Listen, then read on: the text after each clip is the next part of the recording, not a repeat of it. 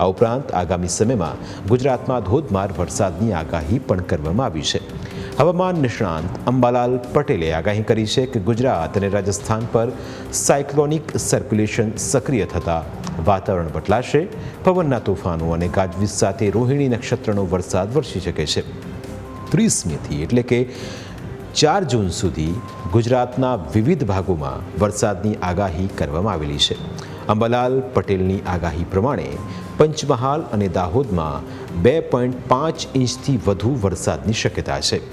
વડોદરા, દક્ષિણ ગુજરાત અને સૌરાષ્ટ્રમાં 1 ઇંચ સુધીના વરસાદની શક્યતા છે.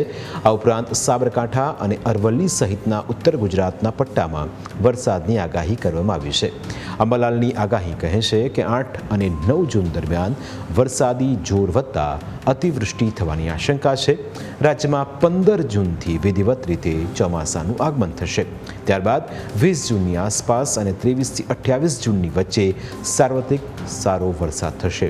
એટલે કે વરસાદ આ વખતે ધમાકેદાર એન્ટ્રી કરશે તે વાત નક્કી છે.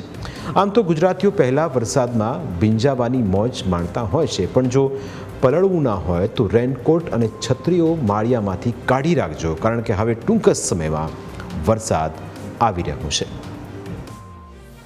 કેટલાક ભાગમાં ભારે વરસાદ થવાની શક્યતા રહેશે. 1 જૂનથી 30 સપ્ટેમ્બર વચ્ચેનો વરસાદ મોન્સૂનમાં ગણતરીમાં લેવામાં આવતો હોય છે. એટલે લગભગ આજથી 4 જૂન વચ્ચે પંચમહાલના ભાગો, દાહોદ વગેરે ભાગોમાં ભારે વરસાદ થવાની શક્યતા રહેશે. 10 ભાગમાં 50 mm કે તેથી વધુ વરસાદ થવાની શક્યતા રહેશે. વડોદરાના ભાગોમાં 1 ઇંચ કે તેથી વધુ વરસાદ થવાની શક્યતા રહેશે. આ ઉપરાંત સાબરકાંઠા, અરવલ્લીના ભાગોમાં પણ વધુ વરસાદ થવાની શક્યતા રહેશે. અને દક્ષિણ ગુજરાતના ભાગોમાં પણ 25 mm કે તેથી વધુ વરસાદ થવાની શક્યતા રહેશે. દક્ષિણ સૌરાષ્ટ્રના ભાગોમાં પણ 25 mm કે તેથી વધુ વરસાદ થવાની શક્યતા રહેશે. વરસાદ ભાવનગર, ગીર સોમનાથ અને દક્ષિણ સૌરાષ્ટ્રના અન્ય ભાગોમાં થવાની પણ શક્યતા રહેશે.